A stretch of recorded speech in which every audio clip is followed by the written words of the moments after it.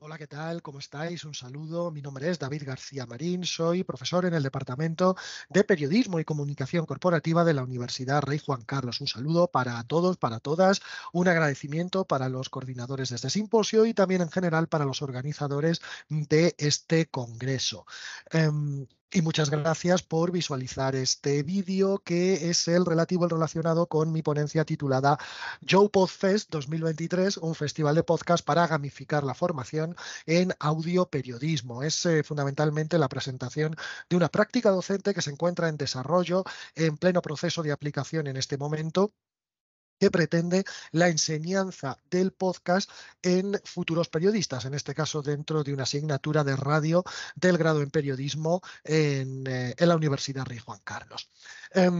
Como introducción o como justificación de este proyecto docente, tenemos que decir que, de acuerdo con investigaciones previas que he tenido la oportunidad de realizar y que serán publicadas a finales de año, existe o hemos detectado un evidente déficit formativo relativo al podcast en la Universidad Española, incluso dentro de los estudios de comunicación, donde este medio, el podcast, apenas está presente en la formación de los futuros periodistas. Además, cuando se integra dentro del plan de estudios, el podcast se menciona de manera teórica, de manera superficial, y asimismo se introduce de forma residual casi siempre en asignaturas relacionadas con la radio: lenguaje radiofónico, programación radiofónica, producción radiofónica, taller de radio, información en radio. Dependiendo de cada universidad, se nombra de una manera diferente. Así como también en materias que abordan el periodismo digital o el análisis de la empresa periodística. Esta realidad contrasta con la importancia que los estudiantes de comunicación le otorgan al propio medio.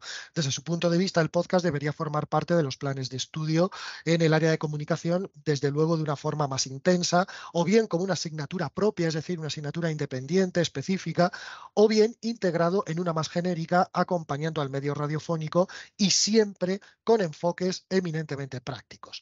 Defienden los estudiantes que el podcast es un medio con potencial suficiente como para ser estudiado de forma independiente de la radio y no como una evolución digital de esta. Y además, en el mismo sentido, también valoran el crecimiento del medio a lo largo de los últimos años y manifiestan incluso que el podcast puede ser una interesante salida laboral si definitivamente aquilata y asienta un robusto modelo de financiación y de negocio. Bueno, estas investigaciones previas ponen de manifiesto las enormes transformaciones que en las 2 últimas décadas ha experimentado el ecosistema mediático y que, desde luego, obligan a las instituciones formativas, sobre todo a la universidad, a adaptar sus planes de estudio a la nueva realidad sociotécnica.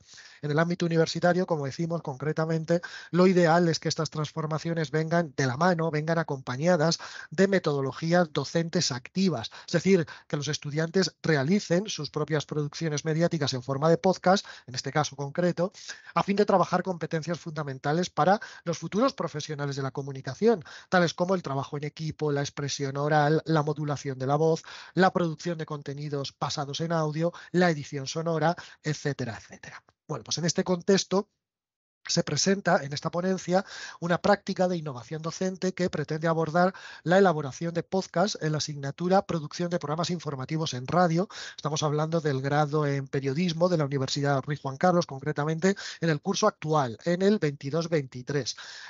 Es un proyecto gamificado y que pretende desarrollar procesos de motivación para el propio alumnado, es decir, incentivar la motivación en los estudiantes. Para ello se organizó un festival de podcast periodístico en el que, tras una primera fase de exposición teórica de los propios contenidos, los estudiantes debían elaborar un proyecto de podcast y además un primer programa piloto que será evaluado por el resto de los grupos a fin de decidir el ganador final. Es decir, de una clase, de un grupo general, se hicieron diferentes grupos de manera grupal.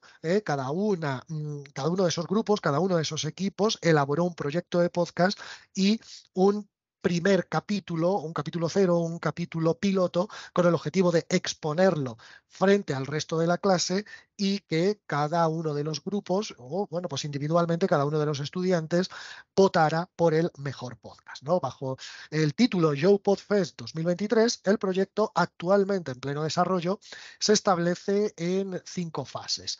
Por un lado, la primera es esa fase teórica, esa fase formativa.